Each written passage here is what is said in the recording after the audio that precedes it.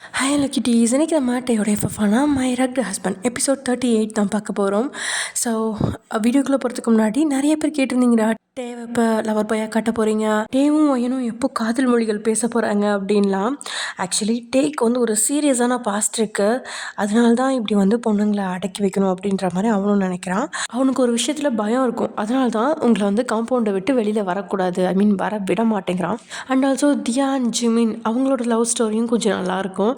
அப்புறம் சுனில், ரகுநாதன் இவங்களெல்லாம் வந்து விட்டுட்டோம் அப்படின்னா நல்லா இருக்காதுடா. ஸோ உங்களுக்கு வந்து இன்னும் ஷார்ட்கட்டாக வேணும்னா சொல்லுங்கள், அப்படியே நம்ம கடைசிக்கு போய் முடிச்சிடலாம்.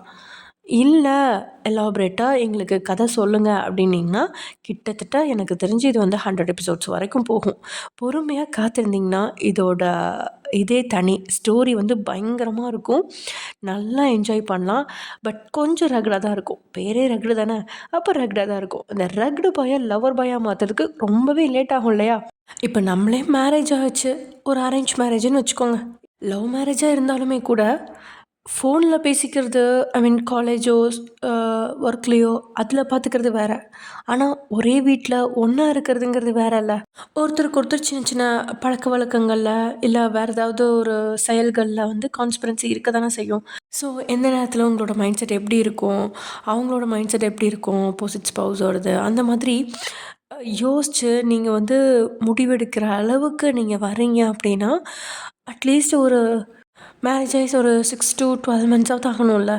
அந்த மாதிரி தான் இந்த ஸ்டோரியும் கொஞ்சம் டைம் எடுக்கும். பட் இருந்தாலும் தான் நான் உங்களுக்கு வந்து முடிஞ்ச வரைக்கும் டெய்லி 2 எபிசோட்ஸ் 3 எபிசோட்ஸ் கூட முடிஞ்சாலும் போடுறேன். அதனால் உங்களுக்கு வெயிட் பண்ண மாதிரியும் இருக்காது, ரொம்ப நாள் இழுத்துட்டு போகிற மாதிரியும் இருக்காது, டக்குன்னு முடிஞ்சிரும் தான். பட் ஆனால் ஃபுல்லாக டீட்டெயில்ஸ் எல்லாமே அப்படியே ஒரு என்ன சொல்கிறது, அவங்களோட லைஃப் ஜேர்னியில் நம்மளும் ஒரு அங்கமாக, லைக் இன்று நேற்று நாளை படத்தில் வரும்ல, அவங்க வந்து ஃப்யூச்சர் பாஸ்ட் அப்படிலாம் போயிட்டு போயிட்டு என்னென்ன பண்ணுறாங்கன்னு பார்ப்பாங்க இல்லையா, அந்த மாதிரி நம்ம வந்து டே அண்ட் ஒயன் அப்புறம் ஜிமின் அண்ட் தியா இவங்கெல்லாம் வந்து என்ன பண்ணுறாங்க, அந்த வீட்டில் என்ன நடக்குது அப்படின்னு அந்த வீட்லேயே போய் உட்காந்து நம்ம அப்படியே நமக்குன்னு தனியாக ஒரு சோஃபா போட்டு கால் மேலே கால் போட்டு உட்காந்து அவங்களோட கதையை நம்ம வந்து நேரடியாகவே பார்த்துட்ருக்க மாதிரி ஒரு ஃபீல் கொடுக்கும். அது உங்களுக்கு கொடுத்துச்சு அப்படின்னா கமெண்ட் பாக்ஸில் கமெண்ட் பண்ணுங்கள்.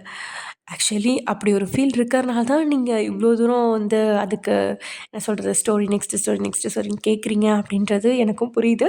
பட் இருந்தாலும் என்னோடய சந்தோஷத்துக்காக கமெண்ட் பாக்ஸில் கமெண்ட் பண்ணுங்கள், நீங்கள் என்ன ஃபீல் பண்ணுறீங்க அப்படின்றத. இது வரைக்கும் இவ்வளோ நேரம்லாம் நான் முக்க போட்டதே இல்லை, உங்களை ரொம்ப போர் அடிச்சிட்டனோ? சரி, ஓகே, வாங்க நம்ம வீடியோக்குள்ளே போகலாம். லாஸ்ட்டாக எதில் முடிச்சிருந்தோம் அப்படின்னா, டே நீங்கள் வச்சுருந்த காலேஜ் ஃபார்முக்காக உங்கள்கிட்ட பயங்கரமாக சண்டை போட்டிருப்பாரு, உங்களை பயங்கரமாக கொடுமைப்படுத்தியிருப்பார். தென் வீட்டுக்கு வந்ததும் எப்பயும் போல் காயமும் படுத்திட்டு அதுக்கான மருந்துக்காக டாக்டரையும் கூப்பிட்டு வச்சிட்டாங்க. அவங்களாம் போனதுக்கப்புறம் நீங்கள் டேக்கிட்ட மன்னிப்பு எதிர்பார்க்குறீங்க, ஆனால் அவர்கிட்ட இருந்ததுலாம் எதுவும் இல்லை. பட் உங்களை அரவணைப்பா அப்படியே மடியில் தூக்கி வச்சுட்டு உட்காந்துருக்காரு. நீ பண்ண தப்ப வேறு ஏதாவது பண்ணியிருந்தா இந்நேரம் நான் அவங்கள கொடுக்குற தண்டனையே வேறு. என்னை டென்ஷன் எடுத்தாமல் இதுக்கு மேலே இதை பற்றி பேசாத அப்படின்னு பல்ல கடிச்சிக்கிட்டான். நீங்களும் இதுக்கு மேலே எதை பற்றியும் பேசாமல் பேசி பிரயோஜனமும் இல்லை அப்படிங்கிறது புரிஞ்சதுனால கண்களில் வடிஞ்ச கண்ணீரோட தலை குனிஞ்சு அப்படியே உட்காந்துருக்கீங்க. அவனும் உங்களோட முகத்தை பார்த்துக்கிட்டே கிட்டத்தட்ட 1.5 மணி நேரமாக இருக்கான். நீங்கள் சமாதானமாகி தூங்குற மாதிரியே இல்லை. கண்களில் வடிகிற கண்ணீர் நின்றுச்சு, ஆனால் கலங்கிய கண்கள் இன்னும் பழைய நிலைமைக்கு வரல. பால்கனிக்கு வெளியில் மழை கொட்டுன்னு கொட்டுது. குளிரும் 2 பேரோட உடலையும் படாத பாடுபடுத்துது. இருந்தாலும் அங்கேருந்து நகர மாதிரி தெரியல. ஒரு கட்டத்தில் உங்களோட முதுகு தட்டிகிட்டு இருந்த கைகளை விளக்குனவன் உங்களை கீழே இறக்கி விட்டபடி, இங்கே பாரு, ஒரு அளவுக்கு தான் உன்னை சமாதானப்படுத்த முடியும், ஓவராக பண்ணாத, ஐ டோன்ட் லைக் இட், எனக்கு தூக்கம் வருது, நீ வந்து படு, இல்லையா இங்கே நின்று குளிரில் செத்து போடி அப்படின்னு சொல்லிவிட்டு அவன் பாட்டுக்கு உள்ளே போய் பெட்டில் படுத்துட்டான். உண்மையில் வழக்கமாக அவன் முதுகை தட்டி கொடுத்தா உங்களை அறியாமல் தூக்கம் வந்துடும். ஆனால் இன்றைக்கி ஏனோ தூக்கம் வரல. மனசில் இருக்கிற வேதனைகள் நாளுக்கு நாள் அதிகரிச்சதே தவிர குறைஞ்ச பாடில்லை. அது ஏன் அப்படின்னு தெரியல அப்படிங்கிற மாதிரி அங்கேயே நின்றுட்டுருக்கீங்க. இங்கிட்ட திரும்பி பார்த்தா டேலாம் அப்படியே போர்வையாக தலையிலேருந்து கால் வரைக்கும் இழுத்து போத்திட்டு தூங்கவே ஆரம்பிச்சிட்டான். கிட்டத்தட்ட 15 மினிட்ஸ்க்கு மேலே அங்கேயே நின்றுட்டு இருந்த நீங்கள் அப்படியே அந்த பால்கனியோட மேல் பக்க ஷெட்டை ஒரு பட்டன் அழுத்தி அப்படியே திறந்து விட்ட நீங்கள் அங்கே நின்று மழையில் நனைய ஆரம்பிச்சிட்டிங்க. இறுக்கமாக கண்களை மூடிப்படி நின்றுட்டு இருந்த உங்களோட கண் முன்னாடி அலமோட ஞாபகம் தான் வந்து போகுது. கல்யாணத்துக்கு முன்னாடி வரைக்கும் என்னதான் உங்கள் சித்தியோட டார்ச்சர் சித்தப்பாவோட டார்ச்சர் இருந்தாலும் உங்கள் பாட்டி கூட நீங்கள் சந்தோஷமாக தான் இருந்தீங்க. அப்படியே உங்கள் மைண்டுக்குள்ளே ஃப்ளாஷ்பேக்லாம் ஓடிட்டுருக்கு. அதெல்லாம் நினச்சிட்டு லைட்டாக சிரிக்க போகும்போது பின்னாடி இருந்து பூ மாதிரி ஒரு கரம் வந்து உங்களை அணைக்குது. அது வேற யாரும் இல்லை, டே தான். அவனோட அணைப்பு உங்களோட கடந்த கால நினைவுகளை சுட்டரிக்கிற மாதிரி நிகழ்காலத்துக்கு கொண்டு வர அப்போ நீங்கள் திரும்பி பார்க்கவும் நெத்தியில் அழுத்தமான முத்தத்தை கொடுத்தவன். வயன் ட்ரை டு அண்டர்ஸ்டாண்ட். என்னால் மன்னிப்புலாம் கேட்க முடியாது. பட் நான் பண்ணது தப்புன்னு உனக்கு ஃபீல் ஆனால் நீ இந்த ஒரு முறை மட்டும் தண்டனை தான், நான் அதை வாங்கிக்கிறேன் அப்படின்னு அவன் சொன்ன வார்த்தையால் அப்படியே ஷாக் ஆகி அவனை பார்க்குறீங்க. என்ன பார்க்குற? உன்னை நான் கஷ்டப்படுத்திட்டேன், உனக்கு பெயினாக இருக்குது, அதனால தானே கோவமாக இருக்க. அதுக்கு பதிலாக நீ என் உடம்புல கடிச்சு வை. பழிக்கு பழி, தண்டனைக்கு தண்டனை, ப்ராப்ளம் ஓவர். என்ன சொல்கிற அப்படின்னு கேட்டபடியும் வாலண்ட்ரியாக அவன் கையை எடுத்து உங்களோட வாய்க்கு பக்கத்தில் வைக்கிறான். எதுவும் புரியாமல் நீங்கள் அவனோட முகத்தை பார்க்க உங்களோட உதட்டுக்கு மேலே அழுத்தி கையை வச்சவன். கடி, எனக்கு பிரச்சனை இல்லை, வலிக்கிற மாதிரி கடித்தாலும் உனக்கு தண்டனை ஒன்றும் தரமாட்டேன். ஆனால் கடிச்சு முடிச்சுட்டு இந்த மாதிரி மூஞ்சி தொங்க போட்டு இல்லாமல் ஃப்ரெஷ்ஷாக முகத்தை கழுவிட்டு ட்ரெஸ் சேஞ்ச் பண்ணிட்டு வந்து படுக்கணும், இல்லைனா நடக்கிறதே வேறு அப்படின்னு பார்த்த கோவமாக இருந்தாலும் மெல்லமாக அவங்களோட நெத்தியில் தலையை முட்டினவன் விரல்களை எடுத்து அவங்களோட உதட்டில் அழுத்தி வைக்க அவனோட செயல்களை எப்படி எடுத்துக்கிறது அப்படின்னு தெரியாத நீங்கள் உங்கள் உதட்டிலேருந்து அவன் கையை விளக்குறீங்க. ஈரத்தில் நனைஞ்சபடி நிற்கிற அவனை சில வினாடி பார்த்த நீங்கள் திடீர்னு அவன் போட்டிருந்த பனியனை பிடிச்சி இழுக்கா பனியன் கொஞ்சம் கீழே இறங்குது. அப்படியே வெள்ளை நிற அவனோட கட்டுடல் பொருந்திய இடது நெஞ்சில் அழுத்தமான ஒரு முத்தத்தை கொடுக்குறீங்க. உங்களோட உதடுப்பட்ட அடுத்த நொடி அவனுக்கே தெரியாத ஜில்லுன்ற உணர்வு அவன் உடலையே ஆட்கொள்ளுது. பெண்களோட நெருக்கம் ஆண்களை திணறடிக்கும் அப்படின்னு அவன் கேள்விப்பட்டதோட அர்த்தம் என்னன்னு இப்போதான் அவனுக்கே புரியுது. இத்தனை நாளில் உங்களுக்கு பல முத்தங்களை அவன் கொடுத்துருக்கான், ஆனால் நீங்களாக கொடுத்த முதல் முத்தம் இதுதான். அதுவும் இப்படி கண்களில் கண்ணீரோடு கொடுப்பீங்க அப்படின்லாம் அவன் எதிர்பார்க்கவே இல்லை. கொஞ்சம் வித்தியாசமான உணர்வோடு அவன் நின்றுட்டுருக்கும்போதே இதழ்களை அவன் நெஞ்சிலேருந்து பிரித்து நீங்கள் என்னால் யாருக்கிட்டேயும் கோவப்படவும் முடியாது, என்னை கொடுமைப்படுத்துகிற உங்களை திருப்பி கொடுமைப்படுத்தவும் முடியாது, என் பாட்டி என்னை அந்த மாதிரி வளர்க்கலை அப்படின்னு சொன்னபடியே அங்கேருந்து நகர பார்த்து உங்களோட இடுப்பை அழுத்தி பிடிச்சி தூக்குனவன் பூந்தொட்டி வச்சுருக்கிற அந்த ஸ்டாண்டில் இருந்த பூத்தொட்டிகள்லாம் கையால் விளக்கி அதில் உங்களை உட்கார வைக்கிறான்.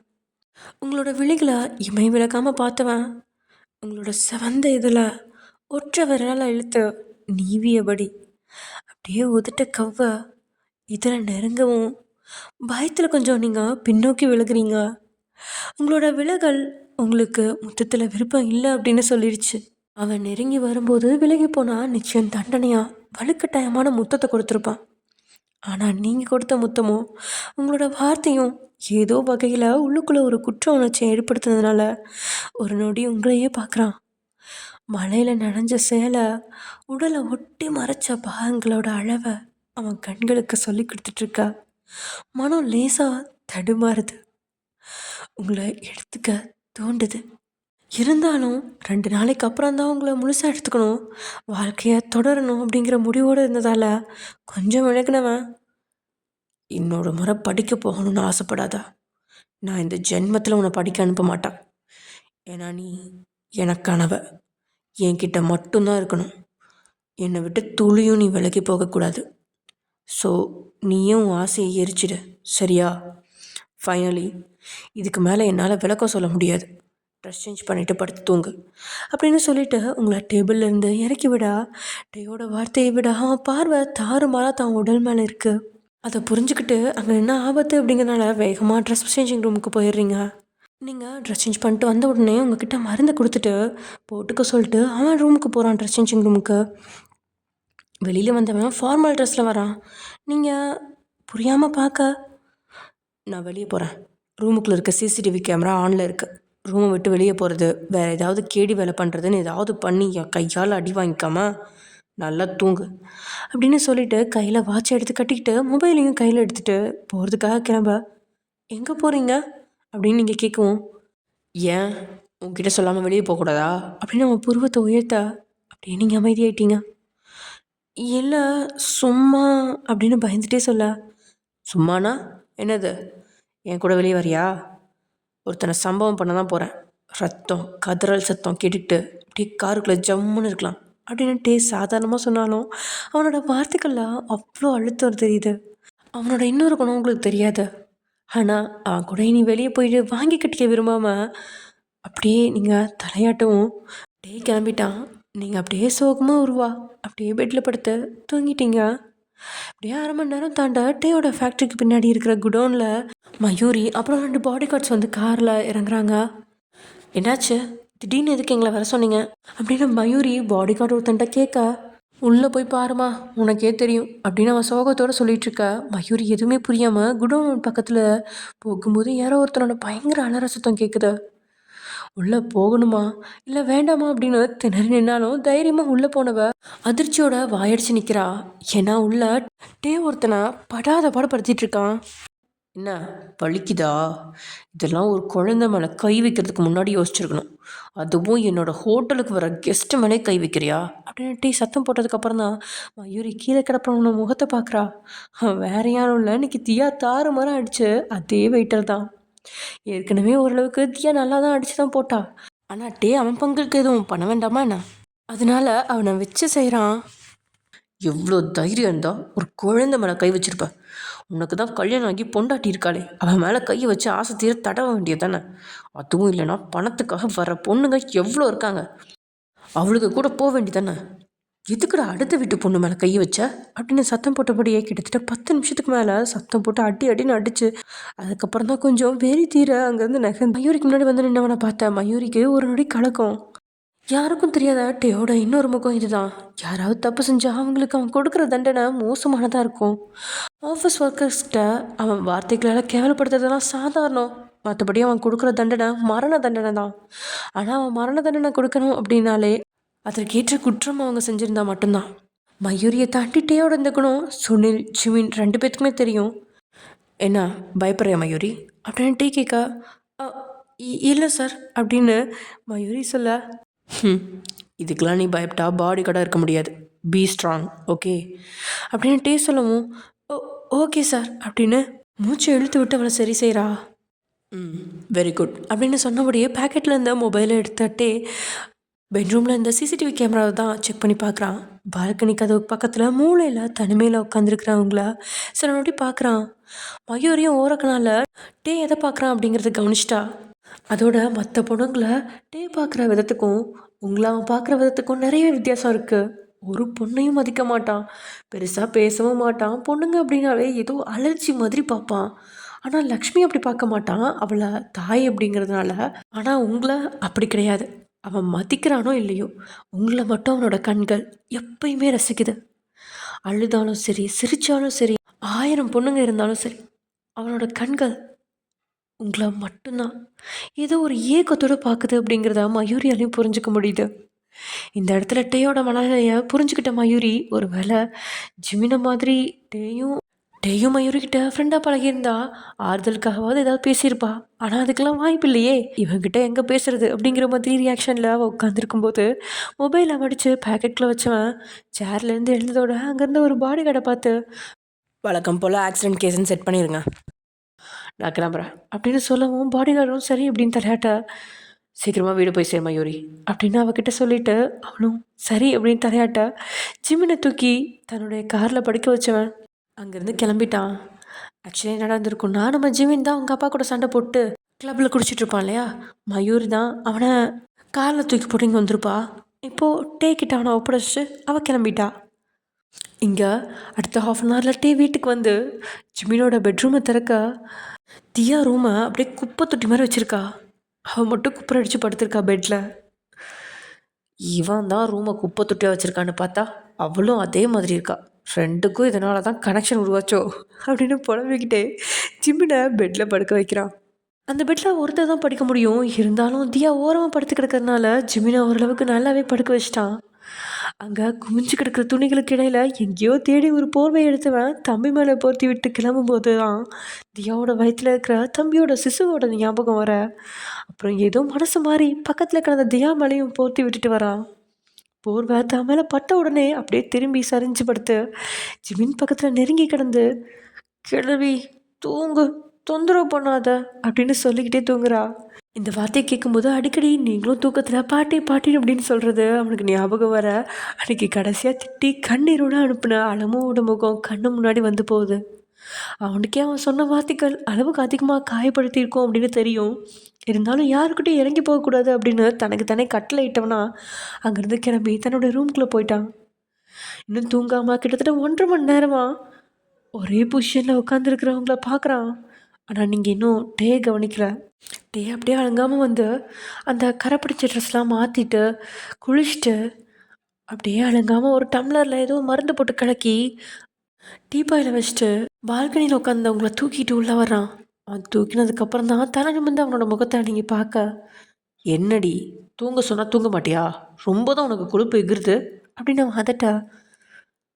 தூக்கம் வரலைங்க அப்படின்னு நீங்கள் சொல்லவும் பெட்டில் உட்காந்தவன் தன் மடியில் உங்களை உட்கார வச்சு அந்த தண்ணீரை எடுத்து உங்கள் கையில் கொடுத்து குடி அப்படின்னு சொல்லவும் நீங்கள் இல்லை தாகம் எடுக்கலை அப்படின்னு சொல்ல புருவத்தை உயர்த்தினவன், நான் உங்ககிட்ட ப்ளீஸ் குடின்னு சொல்லி கெஞ்சலை, கண்டிப்பாக குடின்னு சொன்னேன் அப்படின்னு பல்ல கடிக்க, தனக்கு எதுக்கு வம்பு அப்படின்னு மொத்த தண்ணீரையும் குடிச்சிட்டிங்க.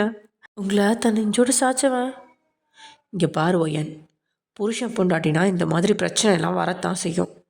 பொண்ணுங்க தான் இறங்கி போகணும். அப்புறம் புருஷன் பல்ல தானே உன் உடம்புல பதிஞ்சுது, அதுக்கு என்னமோ ஓவரா சீன் போடுற. நாளைக்கு ஃபிசிக்கலாக ஒன்றா இருக்கிறப்ப இந்த மாதிரி பல்தொடெல்லாம் வரத்தான் செய்யும். நீ தான் அட்ஜஸ்ட் பண்ணணும். நான் என்ன தான் உன் உடம்புல கையை வச்சாலும் அசிங்கமாக வைக்கல, உன் முதுகில் தான் கையை வச்சேன்.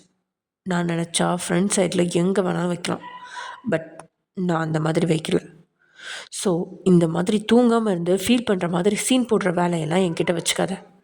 என்னைக்காவது ஒரு நாள் கோபம் வந்துச்சுன்னு வச்சுக்கோ, இதே பெட்டில் வித்தவுட்டில் போட்டு கத்துற அதெல்லாம் வச்சுருவேன் அப்படின்னு வேதனையில் இருக்கிறவங்கள இன்னும் வேதனைக்குள்ளே தான் தள்ளுறான். ஆறுதலான ஒரு வார்த்தை கூட அவங்ககிட்ட இருந்து எதிர்பார்க்கவே முடியாது. எதிர்பார்த்தாலும் அது உங்களுக்கு கிடைக்காது அப்படிங்கிறது உங்களுக்கு நல்லாவே புரிஞ்சிருச்சு. இப்போ அவன் கொடுக்குற ஆறுதல் அப்படிங்கிறது மடியில் உட்கார வைக்கிறதும் அவனோட சீரான இதய துடிப்பை கேட்க வைக்கிறதும் மட்டும்தான். அதை தாண்டி அவன் வார்த்தையில் இருந்த ஆறுதலான வார்த்தையும் காதலையும் எதிர்பார்க்குறது பிரயோஜனம் இல்லை அப்படின்னு புரிஞ்சுக்கிட்டீங்க. குடும்பம் அப்படின்னா காதல் பாசம் வேணும், அதே அளவுக்கு பணமும் வசதியும் முக்கியம்தான். என்னதான் ஒரு பொண்ணு காதலும் பாசமும் இருந்தாலே நிம்மதியாக வாழ முடியும் அப்படின்னு சொன்னாலும் பண தேவை வரும்போது நிம்மதி அவளை விட்டு தொலையும். ஆனால் இங்கே உங்களுக்கு பணமும் வசதியும் கொட்டி கிடக்கு. அங்கே இருக்கிற ஒரு பக்கம் கபோர்டு முழுசுமே பல லட்சம் மதிப்புள்ள பட்டு புடவைகள், வைரம், தங்க நகைகள் அப்படின்னு நிறைஞ்சு கிடக்கு. ஆனால் அதை போட்டுக்கிட்டு வெளியே போக சுதந்திரம் இல்லை. அதை போட்டுக்கிட்டு வீட்டுக்குள்ளே அடிமையாக வாழலாம். பாசம் அப்படிங்கிற விஷயத்தில் பொண்ணுங்களுக்கு இருக்கிற கருணை ஆண்களுக்கு இல்லை. ஆனால் இந்த ஆண்கள் லிஸ்ட்லாம் நீங்கள் ஜிமினை நினைக்கவே இல்லை. அவன் நல்லவன், தங்கைக்காவது நல்ல வாழ்க்கை கிடச்சிருச்சே அப்படின்னு உள்ளுக்குள்ள மகிழ்ச்சி இருக்குது உங்களுக்கு. அதே நேரத்தில் எந்த தப்பும் செய்யாத தன்னோட வாழ்க்கை படுகொடியில் விழுந்துருச்சு அப்படிங்கிற வேதனை உங்களோட கண்கள்லேருந்து கண்ணீராக வடிஞ்சு அவனோட பனியனை நினைக்குது. அது அவனுக்கும் தெரியும். இருந்தாலும் எதுவும் பேசாமல் உங்களோட முதுகையை தட்டி கொடுத்து சமாதானப்படுத்தினவனோட செயலால் நீங்கள் உங்களை அறியாமல் தூங்கவும் ஆரம்பிச்சிட்டிங்க. அவன் நினச்சிருந்தா தூக்க மருந்து கொடுக்காமலேயே உங்களுக்கு ஆறுதலாக இருந்து தூங்க வைக்க முடியும். ஆனால் ஒரு பொண்ணுக்கிட்ட கெஞ்சி கூத்தாடி மன்னிப்பு கேட்டு அவளை தூங்க வைக்கணுமா? ஆண்கள் எதுக்காக இறங்கி வரணும் அப்படிங்கிற கர்வம்தான் மனைவி மேலே நம்பிக்கையை வைக்க விடாமல் ஒரு சாதாரண மாத்திரை மேலே நம்பிக்கை வைக்க செய்யுது. என்னதான் இப்படி ஆண் அப்படிங்கிற கர்வம் இருந்தாலும் அதெல்லாம் நீங்கள் தூங்குற வரைக்கும் தான். நீங்கள் தூங்கினதுக்கப்புறம் அவனோட பார்வையே வேறு விதமாக மாறுது. ஒரு வார்த்தை நீங்கள் மறுத்து பேசினாலோ உங்களோட விருப்பத்துக்கு மாற பேசினாலும் மறைச்சு பார்த்து பயப்பட வைக்கிற அவனோட பார்வை அப்படியே சாஃப்டாக மாறுது. உங்களோட பௌர்ணமி முகத்தை கண்ணுமிக்காமல் பார்க்குறான். அத்தனை அழுதுருப்பீங்க, சோர்வோடு இருந்திருப்பீங்க. இருந்தால் கூட தாயோட அரவணைப்பில் தூங்குற குழந்தை மாதிரி அவனோட இதயத்தில் சாஞ்சிருக்க உங்களையே பார்க்குறான். நீங்கள் உணராதபடி மெல்ல சரித்து பெட்டில் படுக்க வச்சுட்டு உங்களோட பக்கத்துலேயே படுக்கிறான். பார்வை முழுசுமே உங்கள் முகத்தில் மேலே மட்டும்தான் இருக்குது. நீங்கள் இந்நேரம் தூங்காமல் இருந்திருந்தா இந்நேரத்துக்கு டே பக்கத்தில் படுத்ததுக்கு பனிக்கட்டையில் படுத்த மாதிரி நடுங்கிட்டு இருந்திருப்பீங்க. ஆனால் இப்போது எதுவுமே தெரியாமல் தூங்கிட்டு இருக்க உங்களோட கை விரல்களை பிடிச்சு பார்க்குறான். இன்றைக்கி அவனோட கார் ஸ்டியரிங்கில் வச்சு நெரிச்சதில் கைவிரல் சிவந்து வீக்கம் போட்டிருக்கு. மருந்து எடுத்து கைவிரல்களில் போட்டு கொடுத்துட்டு கழுத்தில் காயம் எப்படி இருக்குது அப்படின்னு பார்க்க ஓரளவுக்கு காயெல்லாம் சரியாகிருக்கு. உங்களோட தலைமுடியை மொத்தமாக வருடி பின்னோக்கி விடுறான். என்னடி அழகு பொக்கிஷமாக இருக்கா, ஆனால் இந்த அழகை புருஷனுக்கு தரக்கூடாதுன்னு நினைக்கிறது எந்த வகையில் நியாயம்? கோடி கோடியாக பணம் என்கிட்ட சந்தோஷமாக கேளு, நான் தரேன். அதை விட்டுட்டு நீ கேட்குறது எல்லாம் உனக்கே நியாயமா? படிப்பு காதல்னு பொண்ணுங்க ஆசைப்படலாமா அப்படின்னு சலிச்சுக்கிட்டாலும் பார்வை உங்கள் மேலே இறுக்கமாக தான் இருக்கு. சில நொடி ஆழமாக உங்களை ரசித்தவன் உங்களோட நெத்தியில் ஒத்த முத்தத்தை கொடுத்தபடியே பெட்லேருந்து எழுந்தவனோட கண்களில் மயக்கிறதுக்கு அப்படின்னு உங்களோட வளைவு நெளிவான இடைப்பகுதி வெட்ட வழியாக தெரிய அவனை அறியாமலேயே அவனோட கைகள் ஆட்டோமேட்டிக்காக அவங்களோட இடைய தனக்கு வேணும் அப்படின்னு அழுத்தி பிடிக்கவும் தூங்கிட்டு இருந்த நீங்கள் லேசாக நெளிறீங்க. இதனால் கைகளை பட்டார்னு எடுத்துட்டான். ஒரு வேளை நீங்கள் மட்டும் எழுமினீங்க அப்படின்னா மறுபடியும் உங்களை தூங்க வைக்கிறதுக்கு அவன் தான் சிரமப்படணும். ஏற்கனவே மணி 4 நெருங்கிருச்சு. இன்னும் 2 மணி நேரம் தான் அவனால் தூங்க முடியும். அப்படிங்கிறனால அந்த இடையை பார்த்தபடியே ஒரு ஆழ்ந்த மூச்சு எடுத்தவன் முதலறிவின் போது பார்த்துக்கலாம் அப்படின்னு நினச்சிக்கிட்டே சோஃபாவில் போய் படுத்துக்கிட்டான். அப்பா இப்போயே இந்த டார்ச்சர் பண்ணுறான், இன்னும் ஃபர்ஸ்ட் நைட்டில் என்னென்ன டார்ச்சர்லாம் பண்ணுவானோ.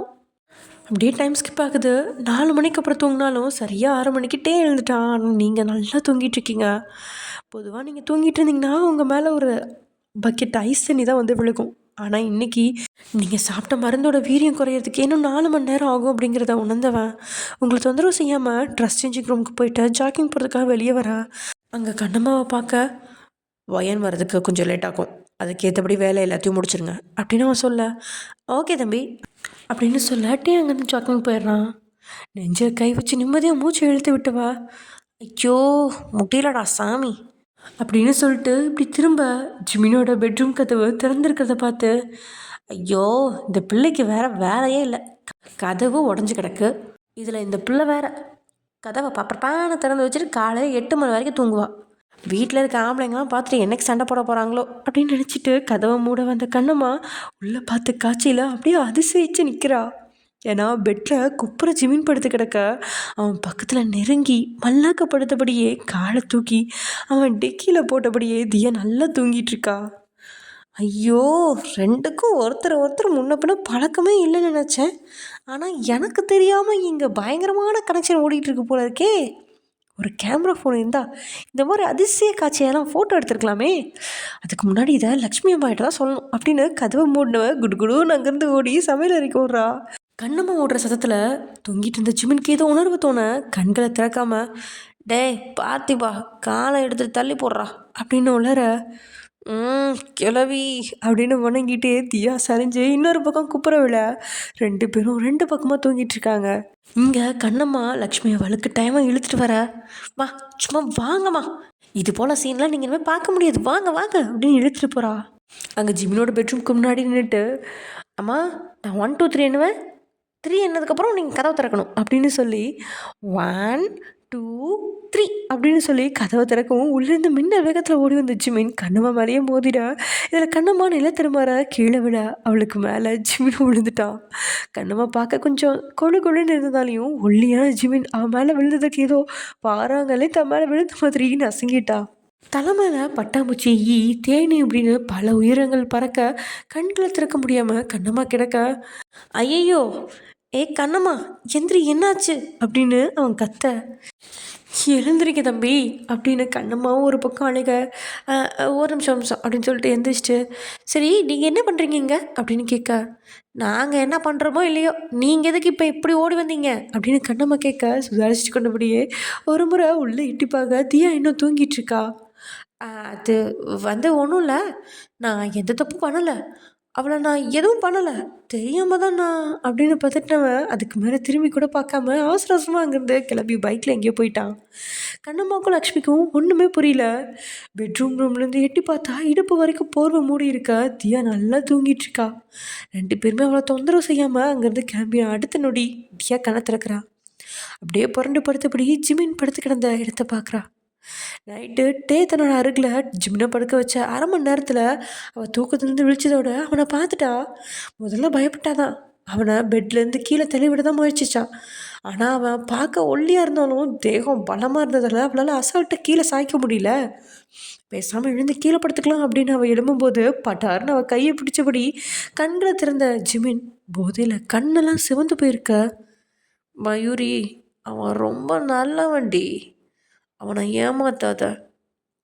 நீ மட்டும் அவனை ஏமாத்துனான்னு வச்சுக்கோ, நான் உன்னை கல்யாணம் பண்ணி வாழ்நாள் முழுக்க பேசி பேசியே கொடுமைப்படுத்துவேன், பார்த்துக்கோ. அதுக்கு பேசாமல் நீ அவனையே கல்யாணம் பண்ணிக்கோ ப்ளீஸ் அப்படின்னு கெஞ்சபடியே அவளோட கன்னத்தை பிடிச்சி கிள்ளிட்டு கண்களை மூடுறான். அவன் என்ன பேசினான் அப்படின்னு சுத்தமாக புரியல. ஆனால் அவன் கன்னத்தில் கிள்ளும்போது சின்ன வயசில் தியா புசு புசுன்னு குண்டு பூசணிக்கா மாதிரி இருக்கும்போது எப்பயோ அவள் கன்னத்தில் அவளுடைய அம்மா கிள்னா அந்த ஒரு ஞாபகம் மட்டும் அவள் கண்ணு முன்னாடி வந்துட்டு போகுது. அதுக்கு மேலே அவள் எழுப்பி போகவும் இல்லை, ரொம்ப நேரம் தூங்கவும் இல்லை.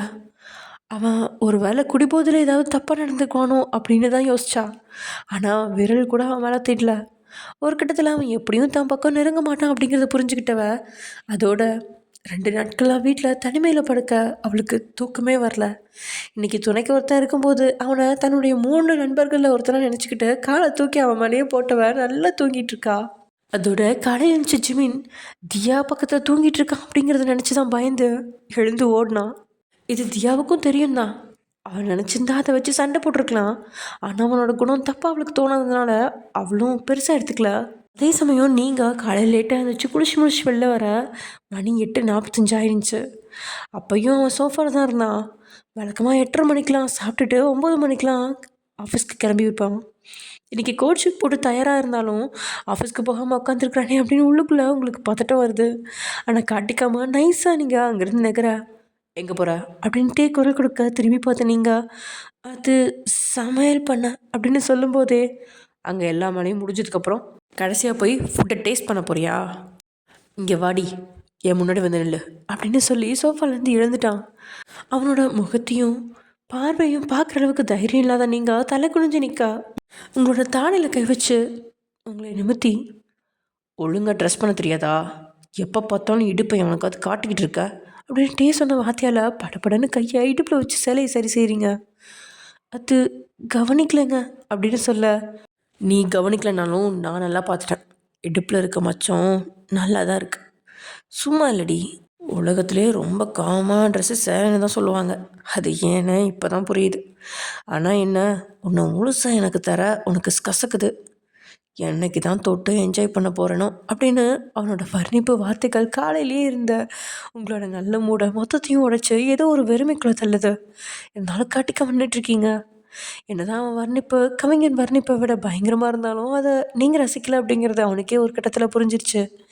இதனால் உங்களோட முகத்தாடியை அழுத்தி பிடிச்சி தனக்கு நேரம் கொண்டு வந்தவன் சில வினாடிகள் உங்களோட கண்களை கூர்ந்து பார்க்க உங்களுக்கும் அந்த தாடியை பிடிச்சதோட வலி, அதுக்கு மேலே பயம், ரெண்டுமே உங்களோட கண்களில் அப்பட்டமாக தெரிய முகம் சொல்லிச்சுக்கிட்டே உங்கள் முகத்தை வெடி வைக்கிறான். போய் சமையல் கட்டுக்குள்ள வேலை இருந்தால் பாரு, ஆனால் போகிறதுக்கு முன்னாடி நேற்றுக்கு தந்ததை திரும்பவும் தந்துட்டு போ அப்படின்ட்டு கேட்க உங்களுக்கு சுத்தமாக எதுவுமே புரியாமல் கண்வழி தள்ளி நிற்கிறீங்க. ஐயோ, நேற்றுக்கு எதை கொடுத்தேன், எதையுமே நான் கொடுக்கலையே அப்படின்னு மூளையை செலவு செஞ்சு யோசிச்சு பார்க்குறீங்க. ஆனால் உங்களுக்கு எதுவுமே ஞாபகம் வரல. அவங்ககிட்ட கேட்கலாம் அப்படின்னாலும் அதுக்கும் தண்டனை கிடைக்குமே அப்படின்ற பயத்தில் நீங்கள் திண்டாட, என்ன திருடன் பார்க்குற மாதிரி பார்க்குற, சீக்கிரம் நேற்றுக்கு தந்த மாதிரி தந்துட்டு போ, எனக்கு டைம் ஆகுது அப்படின்னு பல்ல கடிக்கிறான். என்ன தரணும் புரியலங்க அப்படின்னு நீங்கள் சொல்ல அப்படியே உங்களை பார்த்து முறைக்கிறான். நீங்கள் பயந்து நடுங்கி நிற்கிறீங்க. உங்களை கூர்ந்து பார்த்துக்கிட்டே அவன் போட்டிருந்த கோட்டை கழட்டி கீழே போட்டதோட அதுலேருந்து டையும் கழட்டி கீழே போடுறான். அவன் ஒவ்வொன்றா கழட்ட இங்கே உங்களுக்கு இதையும் ஹை ப்ரெஷர் குக்கர மாதிரி துடிக்க சட்டையில் இருந்த மொத்த பட்டனையும் கழட்டி சட்டையும் கழட்டி கீழே போடுறான். காலை இளம் வெயிலில் அவனோட வெள்ளை மேனி கூட உங்களோட கண்களுக்கு வைரம் மாதிரி மின்னுது. கை புஜங்கள் அவனோட பலத்தை சொல்லாமல் சொல்லுது. அப்படியே அவனை ஒரு முறை பார்த்து அவங்களோட கண்கள் பயப்படணும் அப்படிங்கிறத மறந்து ரசிக்குது. பொதுவாக ஆண்களை இப்படியெல்லாம் ரசிக்க மாட்டீங்க. அதுலேயும் 2-3 முறை சட்டை இல்லாமல் அவங்க முன்னாடி நின்ற போது கூட நீங்கள் ரசித்தது கிடையாது. ஆனால் இன்னைக்கு எது உங்களை கவர்ந்தது அப்படின்னு தெரியாமல் சில வினாடி அவனையே ரசிக்கிறீங்க. உங்களுக்கு இப்படி ஒரு கணவனா? இந்த மாதிரி உடம்பு இருக்க ஆண்களை டிவியில் தான் ஒரு 2-3 முறை பார்த்துருக்கீங்க. ஆனால் இன்றைக்கி நேரில் பார்க்கும்போது உங்களுக்கே ஒரு மாதிரி கணவன் அப்படிங்கிறத மறந்து சைட்டு தான் அடிக்கிறீங்க. நீங்கள் இப்படி சைட் அடிப்பீங்க அப்படின்னு எதிர நிற்கிறவன் துளி கூட எதிர்பார்க்கல. அவன் முகத்தை பார்க்க கூட பயந்து நடுங்குவீங்க.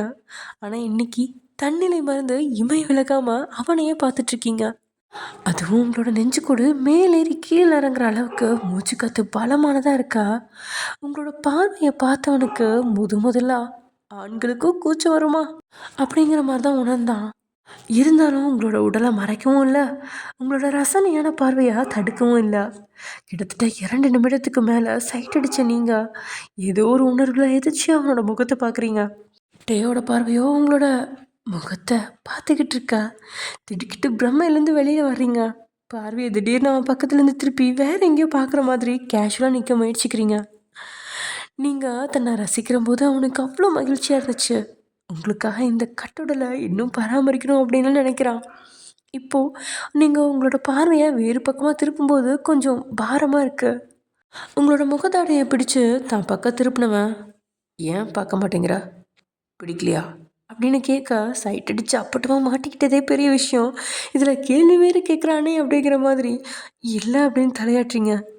இந்த பதில் சுத்தமாக உனக்கு பிடிக்கல. இருந்தாலும் நீங்கள் அவனை ரசிக்கணும் அப்படிங்கிறதுக்காகவே டச் பண்ணி பார்க்குறியாடி அப்படின்னு கேட்டபடி அவன் அவங்க கையை பிடிக்கவும் பதறி போன நீங்கள் கையை அவன்கிட்ட இருந்து உதறிட்டு, அது அத்தை தேடுவாங்க, நான் போகட்டுமா அப்படின்னு கேட்டுட்டு அப்படியே பின்னாடி கால் எடுத்து வைக்கவும் உங்களோட முதுகில் கையை வச்சவன் தான் பக்கம் இழுத்து தன்னோட உடலில் பட்டும் படாமல் உங்களை நெருக்கி நிறுத்தி, பிடிச்சிருக்குன்னா பாரு, டச் வேணாலும் பண்ணிக்கோ, நான் தப்பாக நினைக்க மாட்டேன், உனக்காக தானே இதெல்லாம் வச்சுருக்கேன், உன்னை தவிர இதை வேறு யாருக்கும் பார்க்கவும் முடியாது, தொடுறதுக்கும் உரிமை கிடையாது, ஸோ தைரியமாக பாரு அப்படின்னு அவன் சொன்ன வார்த்தை இன்னும் பயப்பட வைக்குது.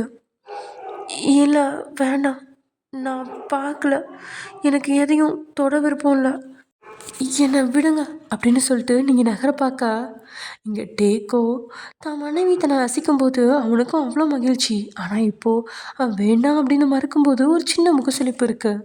ஆனால் காட்டிக்காமல் அதே நேரத்தில் நீங்கள் தன்னை விட்டு விலக நினைக்கிறதால வேணும்னே உங்களோட முதுகை தோளோடு சேர்த்து இறுக்கி பிடிக்கிறான். இதில் நீங்கள் வழியில் நெளிறீங்க. நீங்கள் அவனோட கையை எடுக்க முயற்சிக்க அவனோட கைகளோட அழுத்தம் உங்களோட முதுகில் வலியாக பதியுது. ஒரு கிடத்துல கையை விளக்க பார்த்ததுனால தான் இப்படி இருக்குது அப்படின்றத நினச்சி அப்படியே அமைதியாக நிற்கா. சில வினாடிகளுக்கு பிறகு அவனே அழுத்தி பிடிச்சிருந்த உங்களோட முதுகை விடுவிச்சு பூ மேலே கை வைக்கிற மாதிரி மென்மையாக கையாளுறான். என்ன செய்கிறான் அப்படின்னு புரியாமல் அவனோட முகத்தையே நீங்கள் பார்க்க, நேத்திக்கு என் செஸ்டில் கிஸ் பண்ணி அது மாதிரி இப்போ கிஸ் பண்ண அப்படின்னு உங்களோட பார்வையை நோட் செஞ்சபடியே கேட்க உங்களுக்கு தடுமாற்றம் ஆரம்பிக்குது. இல்லைங்க வேணாம், நான் அது தெரியாமல் அப்படின்னு தொடங்கும்போது உதட்டில் விரல வச்சு தடுத்தவன், நான் உங்ககிட்ட ரெக்வஸ்ட் பண்ணல, ஆர்டர் போட்டிருக்கேன், ஒழுங்காக கிஸ் பண்ணு, இல்லைனா வச்சுக்கோன்னு நான் உன்னை கிஸ் பண்ண வேண்டி, அதுவும் இங்கேயே கிஸ் பண்ணுவேன் அப்படின்னு கையை சரியாக உங்களோட இடத்துக்கு மார்பகத்துக்கு நேராக காட்டி நீட்டுறான். தனக்கு ஏன் கடவுள் இப்படி ஒரு விதமான சோதனை தர்றாரு அப்படின்னு தெரியாமல் தடுமாடுறீங்க. நேற்றுக்கு ஏதோ ஒரு மன கஷ்டத்தில் கண்ணீரோட கிஸ் பண்ணிட்டீங்க, அது போல் மறுபடியும் முத்தத்தை கேட்குறானே அப்படின்னு உள்ளுக்குள்ளே நீங்கள் நொந்துக்கவும், என்ன கிஸ் தர மாட்டியா, அப்படின்னா நானே உன்னை கிஸ் பண்ணிக்கிறேன் அப்படின்னு ஒரு நொடி யோசிக்காமல் உங்களுடைய சேலையை பிடிச்சி இழுக்கிறான். பயந்து போன நீங்கள் 2 இதழ்களும் இடது நெஞ்சில் அடையாளத்தையும் ஏற்படுத்துகிற அளவுக்கு அழுத்தி ஒரு முத்தத்தை பயத்திலே கொடுத்துட்டு நிமிர்றீங்க. உங்களோட முத்தத்தில் என்ன உணர்ந்தான் அப்படின்னு தெரியாது. ஆனால் உண்மையில் உடலில் வித்தியாசமான உணர்வு தோணுது. அடிக்கடி தனிமையில் வாழ்கிறது மாதிரி எண்ணம் அவனுக்குள்ளே இருக்கும். ஆனால் இந்த ஒரு முத்தம் அவனோட வாழ்க்கையை மொத்தமாக புரட்டி போட்ட மாதிரி அவனை அறியாமலே கண்களை மூடிக்கிட்ட அவனோட கைகள் உங்களோட முதுகை பற்றி இருந்த அணைப்பை விட்டுவிட இதுதான் சந்தர்ப்பம் அப்படின்னு புரிஞ்சுக்கிட்டு நீங்களும் நொடி பொழுதில் அங்கேருந்து ஒரே ஓட்டமாக ஓடி கிச்சனுக்குள்ளே பூந்துக்கிட்டீங்க. ஓடு கைப்பெல்லாம் ஓடு, இனி இந்த பக்கமே வரக்கூடாது அப்படின்ற மாதிரி தான் ஓடிட்டீங்க. ஓகே ஃப்ரெண்ட்ஸ், இதோட இந்த எபிசோட் முடிஞ்சிச்சு. நெக்ஸ்ட் எபிசோடில் பார்க்கலாம். Okay bye.